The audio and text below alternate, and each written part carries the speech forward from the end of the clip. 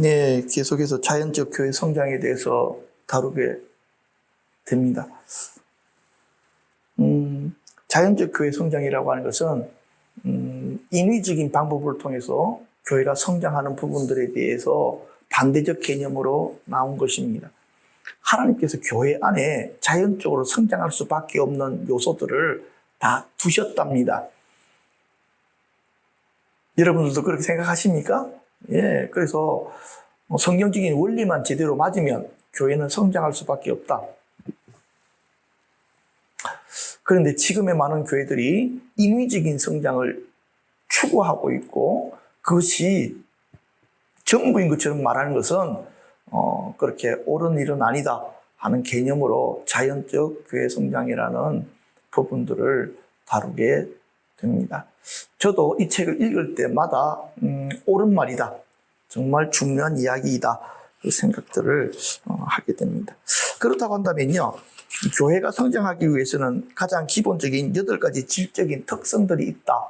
지난 시간에 그렇게 다뤘습니다. 첫 번째로는요, 무엇이 필요합니까? 지도력.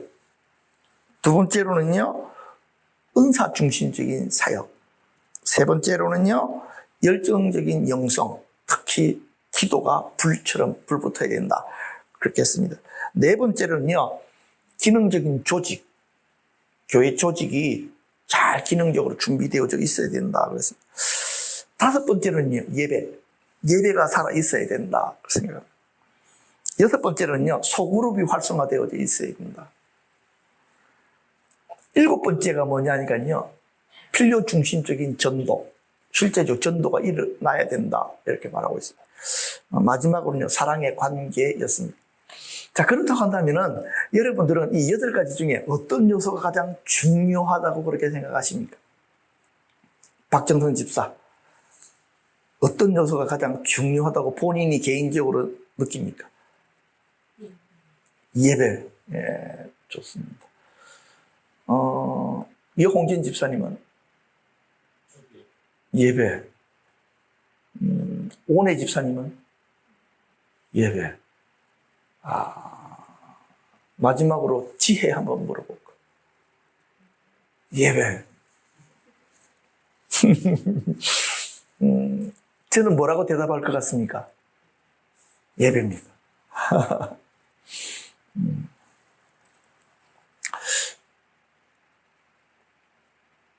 예배가 핵심입니다.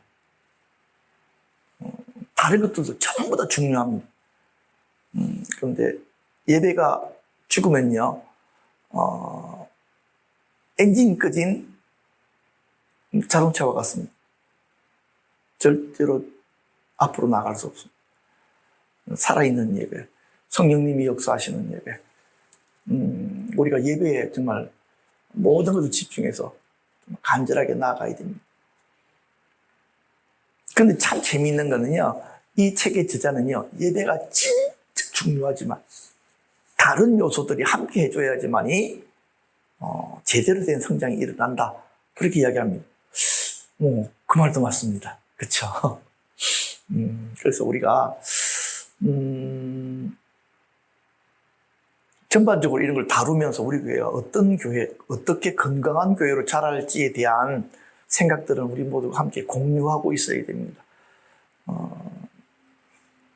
우리가 이렇게 이야기했잖아요. 정말 좋은 교회 다니고 싶다. 그런데 어떤 것이 좋은 교회인지는 사실은 정확하게 인식이 되어 있지 않잖아요.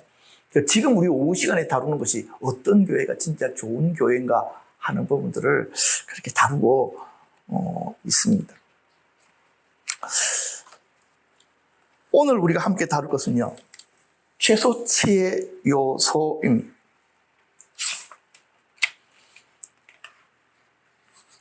이 최소치의 요소라고 하는 것은 8가지 질적 특성들이 있잖아요. 그 중에 하나는 좀 작게 있잖아요. 그렇죠? 그 교회는 그 최소치에 맞추어져서만 자랄 수밖에 없다는 거예요. 다른 것은 아무리 잘해도 최소치가 제대로 채워져 있지 아니하면 그 교회는 계속된 성장을 할 수가 없다 하는 개념으로 최소치의 요소를 다루게 되고요. 그래서 여기에서는 에너지를 최소치에다가 집중하라는 것입니다. 두 번째로는요, 최소치 물동, 농사 짓는 일의 비유, 최소치 또는 최대치, 모델을 주의하라. 오늘 이렇게 강의를 해나갈 수 있도록 하겠습니다. 교회 성장은 최소지의 질적 특성에 봉쇄당합니다. 만약 교회가 그 에너지를 우선적으로 이 최소지에 집중한다면 이것만으로도 성장을 이루어낼 수 있다. 나중에 함께 다룰 것이지만은요, 여러분들은 8가지 질적 특성들 중에 우리 교회에서 가장 약한 부분이 어디라고 생각하십니까? 지금까지 질문에 대답을 한 번도 안 했던 우리 광민선 집사님, 우리 교회의 이 질적 특성 8가지 중에 뭐가 제일 약한 것 같아? 응? 그래? 그러면 우리 사모님은?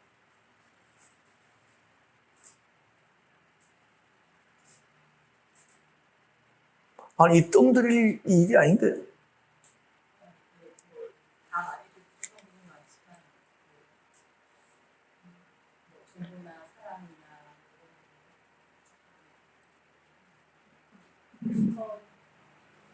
아니, 한 가지만 이야기하라니까. 왜 자꾸만 다 집어?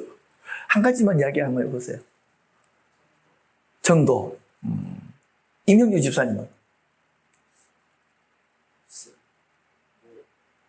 8가지를 다 기억을 못해가지고. 그래, 맞다.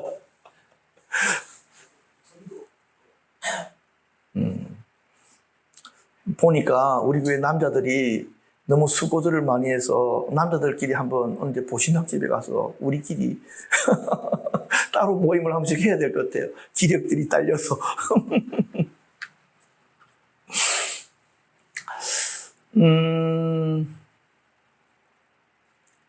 근데 이런 모임들을 통해서 이런 주제들을 다루면서 우리가 우리 가장 약한 부분이 뭔지 알잖아. 그렇죠?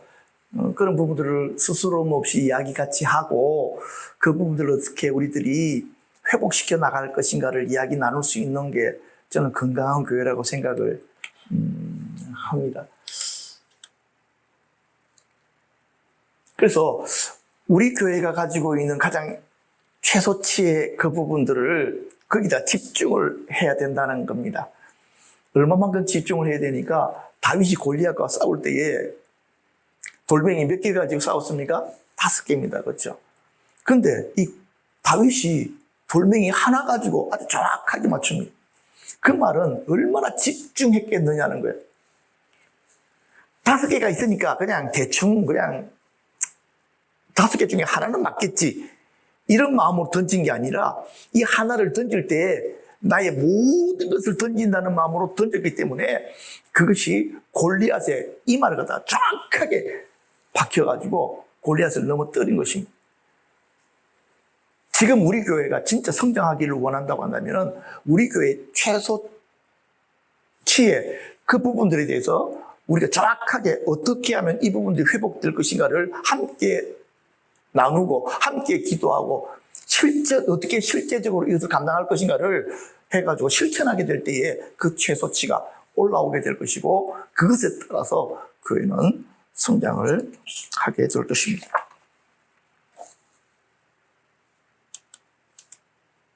이게 최소치의 물통입니다. 물을 이렇게 받잖아요. 그렇죠? 그런데 이 물은 어디까지만 채워집니까? 바로 이 최소치까지만 채워진다. 만약 이 최소치가 요 밑에 있다고 한다면은 물은 요 밑에까지밖에 내려올 것입니다. 그렇죠? 그렇기 때문에 여기 이제 담겨져 있는 넘어가자. 물통은 교회를 상징하고요. 나무들은 성령에 필요한 8가지 지적 특성을 상징합니다. 물은 하늘에서 부어지는 하나님의 축복을 상징하고요. 가장 짧은 나무가 물통을 담을 수 있는 물의 양을 결정합니다. 그래서 우리가 이 최소치가 빨리 자라지 않으면 안 되는구나 하는 것들을 우리들이 이해해야 됩니다.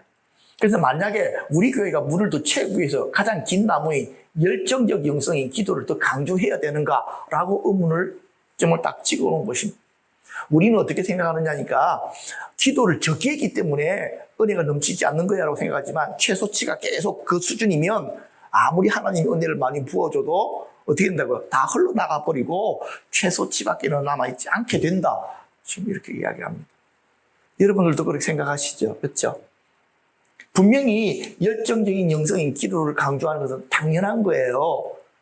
그런데 아무리 기도해도요, 최소치 부분이 너무 낮은 한 부분이라도 있으면 그 교회는 성장하기가 어렵다. 이렇게 말씀을 하고 있습니다. 농사의 비유를 보면요, 이 최소치의 개념이 참 잘 설명이 되어져 있는데, 비료에는요, 4가지의 미네랄이 필수적이라고 이야기를 합니다. 첫 번째가 뭡니까? 질소, 석회, 인산, 칼륨입니다. 이 4가지 미네랄이 있다고 한다면 식물은 자연적으로 성장을 할 수밖에 없습니다. 그런데 이 4가지 중에 한 가지만 부족하면 어떻게 되겠습니까? 식물이 성장을 멈춘다는 것입니다. 그렇다고 한다면 그 모자라는 그 부분을 더해줬을 때 식물은 계속해서 자랄 수 있게 됩니다. 자, 그런데 한번 보십시다. 어떤 밭에 인산이 결렬이 돼가지고 이렇게 식물이 잘 자라지 않으면 무엇을 넣으면 됩니까? 예, 인산을 보충해 주면 됩니다. 인산이 많이 들어있는 비료를 뿌려주면 됩니다. 그럼 성장을 하겠죠. 자, 그런데 여기서 이제 문제가 생긴다는 것입니다. 무슨 말이냐니까, 아하, 식물이 자라는 데는 인산만 들어가면 자라는구나라고 하는 생각은 문제가 있다는 거예요. 4가지가 한꺼번에 골고루 들어있어야지만 성장을 하는데, 내가 이전 경험으로 인산을 넣어보니까 이건 인산이 부족해서 그런 건데, 그렇지 않고 예를 들어서 다른 것이 부족한 밭에서는 인산을 더 넣어주면 어떤 일이 벌어지겠습니까? 예, 산이 과다가 돼가지고 토양이 산성화되어져서 문제가 일어난다는 것입니다. 이건 아주 기초적인 부분임에도 불구하고요, 많은 사람들이 교회적인 상황으로 적용하는 데는 이러한 기본적인 인식들을 잘 받아들이지 못하고 있더라는 거예요. 이건 그림 설명이니까 그대로 넘어가고요. 현재 교회를 적용을 해보면요, 한 지역의 어떤 목사가 열심히 복음 사역한 결과로 큰 성장을 이루게 됩니다. 옆에 있는 교회 목사님이 이렇게 보니까, 아하, 교회가 성장하기 위해서는 복음 전도를 열심히 해야 되는 것이구나. 이 틀린 말은 아닙니다. 그죠? 그런데 자기 교회가 열심히 전도하는데도 성장이 안 되는 거예요. 사람들은 전도에서 들어오는데 남아있지 않고 다 빠져나가더라는 거예요. 그래서 몇 달 후에 성공한 목사가 하는 말이, 야, 더 열심히 전도해. 그렇게 해서 이 목사님은 막 교인들 동원해가지고 막 교회 너무 열심히 복음 전도를 갖다가 요구하다가 보니까 교회 문제가 생겨버리는 거예요. 왜? 아니, 아무리 전도해와도 사람들이 남아있지 않는데 왜 자꾸만 전도를 강조하느냐고, 못 견디겠다고. 우리가 나가든지 목사님이 나가든지 둘 중에 하나 하셔야 되겠다고, 이런 식으로까지 나와버렸다는 거예요. 그러니까 목사님은 당황스러운 거예요. 교회가 성장하기 위해서 자기는 이렇게 요청하는데 왜 교회가 이럴까? 지금 제가 이 정도 이야기해도 여러분들 벌써 이제 알아들으시잖아. 지금 교회에 내부적인 다른 문제 때문에 아무리 전도를 해서 사람들이 들어와도 남아있지 못하는구나. 그래서 교회가 진짜 부흥하려면 전도도 중요하지만, 그렇죠? 사람이 빠져나가는 이 요소들을 빨리 치유하고 회복하지 않으면 안 되는구나. 이렇게 되는 것입니다. 맞죠? 그죠? 네, 아주 당연한 이야기입니다. 그래서 자연적인 원리를 그대로 적용을 해봐도 그 말이 틀린 것이 아니고 맞구나 하는 것을 알게 됩니다. 그래서 모든 교회 문제에 대해서 한 가지 질적인 요소가 해결책이 될 수 없다. 교회 성장이 정말 중요해서 전도가 중요하지만, 그러나 전도만 열심히 요구한다고 해서, 말한다고 해서 교회가 성장하는 것은 아니다 하는 것을 우리가 이해를 하게 됩니다. 그래서 건강한 교회는 모든 이 8가지의 질적인 요소들이 함께 이렇게 자라야 되고, 그 교회가 자라기 위해서는 제일 처음에 최소치의 요소들을 빨리 채워나가고 회복시켜 나가게 될 때에 그 교회는 건강하게 자랄 수가 있다. 이렇게 말씀을 드릴 수가 있겠습니다. 그래서 최소치의 전략은 우리의 가장 약한 영역에 집중할 것을 가르칩니다. 자, 그런데 이 전략을 제대로 이해하지 못하면 성장에 방해가 되는데요. 예를 들어 이런 거예요. 강점 또는 약점 중에 그 교회가 어디에다 집중해야 되느냐. 그 교회가 가지고 있는 힘을 어디에다 집중해야 되느냐? 여러분 어떻게 생각하십니까? 교회가 성장하려면 그 교회의 강점에다가 집중해야 될까요? 아니면 그 교회의 약점에다가 집중해야 될까요? 지금까지 지금 계속해서 뭘 강조하고 있습니까? 약점을 지금 채우라 그러잖아요. 그럼 강점은 내버려둬? 그래서 이 전문가들이 계속해서 연구해 본 결과 어떤 교회는 이 은사 사역이 굉장히 아마 은사 중심의 사역이 굉장히 발달한 교회인 것 같아요. 이 교회는 전도가 굉장히 약해. 그죠? 그러니까 이 은사적인 능력을 전도하는 데다가 이렇게 연결시켜 주게 될 때에 그 교회가 제대로 자라게 된다. 강점은 강점대로 사용을 하고 어떻게 해야 된다고요? 약점을 채워나가는 방법으로 써야지. 강점은 내버려 두고 약점만 성장시키려고 해가지고는 이거는 교회 자체가 강점을 잃어버린 이상한 교회가 될 수도 있다. 지금 이렇게 이야기들을 하고 있습니다. 지금 여러분들은 교회 전반적으로 그렇죠? 뭐가 중요하고 하는 부분들을 여러분들이 조금씩 아마 인식하고 계실 것이라고 생각을 합니다. 다른 부분들도 마찬가지. 그래서 저는요, 이렇게 강의를 이렇게 한번 하고 두 번째는 여러분들 소그룹을 하면서 질문지를 제가 드릴 거예요. 그러면 질문지를 가지고 서로 여러분들이 이야기도 하고 그래서 실제적으로 같이 기도도 하고 대안을 찾아보고 이렇게 우리들이 실제적으로 지금 이 자연적 교회 성장에 대한 부분들을 우리 교회 가운데 적용해 나가면서 회복했으면 좋겠다 하는 그런 마음으로 계속해서 강의를 하고 있습니다. 지금은 이 부분 설명을 해놓은 거죠. 모델을 주의하라 하는 부분으로 이제 오늘 시간의 마지막 부분들을 마칠 텐데요. 사실은 표가 좀 있어야 되는데 여러분들의 표가 없어서 이렇게 나눠서 설명했습니다. 간증, 모델, 원리, 프로그램 이게 이제 교회 성장을 하는 데 있어서 이런 거예요. 어느 강사가 와가지고 자기 교회에 대해서 자기 교회가 성장하게 된 간증을 하는 경우들이 있습니다. 그렇죠? 어떤 사람들은 모델적인 교회들이 있습니다. 성장하고 나서 우리 교회가 이러이러한 방식으로 성장을 했습니다라고 하는 모델을 제시하는 교회들이 있어요. 이런 것들 중에 하나가 이전에 두 날개 운동이라고 했을 때 거기서 설명하는 건 이 모델인 것 같아요. 근데 진짜 교회들이 받아들여야 되는 부분들은 뭐냐니까요. 원리입니다. 그리고 이 원리에 따라서 그 교회에 맞는 프로그램을 이렇게 만들어가지고 사용하는 것입니다. 그래야지만 그 교회가 성장을 하게 된다는 것입니다. 간증은 개인적인 경험이고요. 모델은요, 성공한 하나의 틀을 이야기하는 것입니다.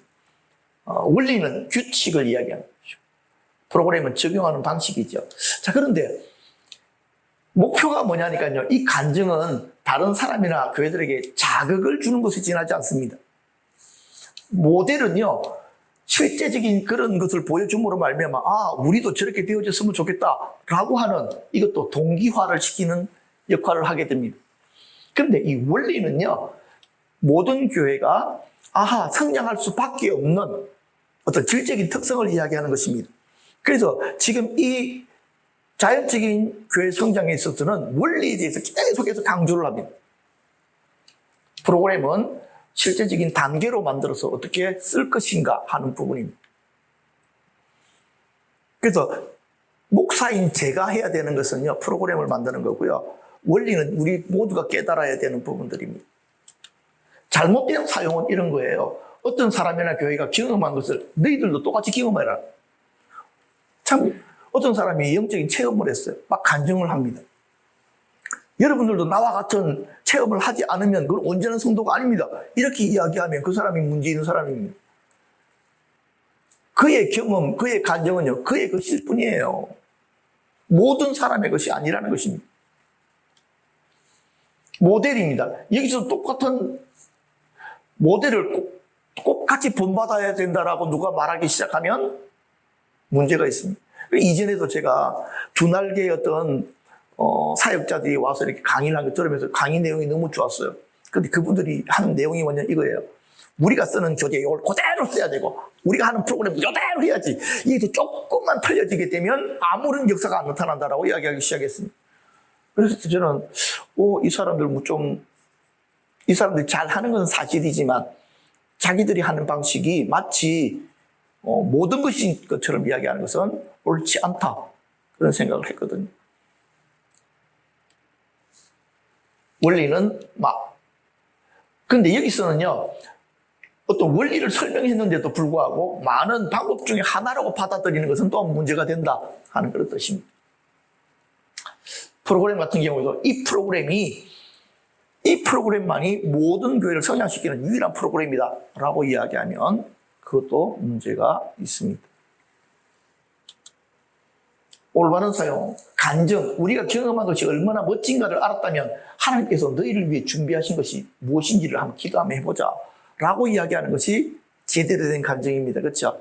내게 행하신 하나님의 놀라운 그 일들을 어떤 모양으로 어떤 방법으로는 모르지만 당신들이 경험하기 바랍니다.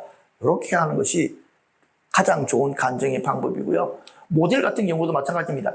나에게 적용되는 우주적인 원리를 발견하기 위하여 잠시 동안 모델 교회를 본받아서 하시다가 점차 그 교회에 맞는 것들로 그렇게 변화시켜 나가기를 바랍니다. 라고 이야기하는 것이 올바른 방식입니다. 원리는요, 실제적으로 적용하도록 힘쓰는 것이고요. 그리고 프로그램도 마찬가지입니다. 우주적인 원리들의 기초한 프로그램을 선택합니다. 그런데 내 자신의 것을 개발하는 것이 최고의 것이다 라고 이야기합니다.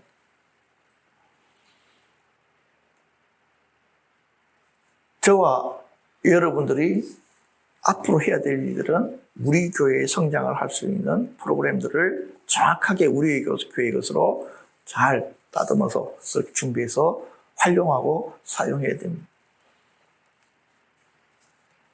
한 번은 우리 사모님이 이런 이야기를 했습니다. 왜 당신은 다른 사람들이 만들어 놓은 거 그냥 잘 쓰기만 해도 되는데 왜 못해요? 남의 것을 제대로 쓰지 못하고 고집스럽게 자기 것을 만들려고 하느냐 그러더라고요. 근데 다른 분들이 잘 만들어 놓은 걸 쓰다가 보면요, 뭔가 내게 부족함이 있어요. 느껴져요. 부족하다기보다는 내게 안 맞다고 하는 부분들.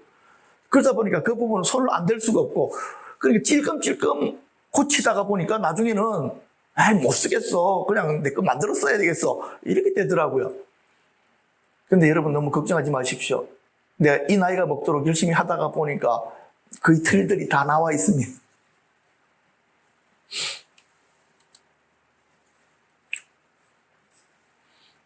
결론은 이겁니다. 당신은 어떤 모델을 단순히 채용해서는 절대로 안 된다. 당신은 모델을 넘어서서 우주적인 원리에 따른 자신의 프로그램을 개발하기 위하여 노력해야 된다.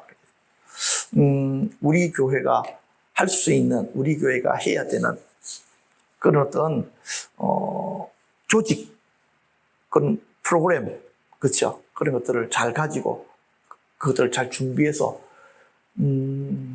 정말 이 전도가 어렵다고 하는 이런 시즌에 우리들이 그것들을 풀어나갈 수 있도록 그렇게 하도록 하겠습니다.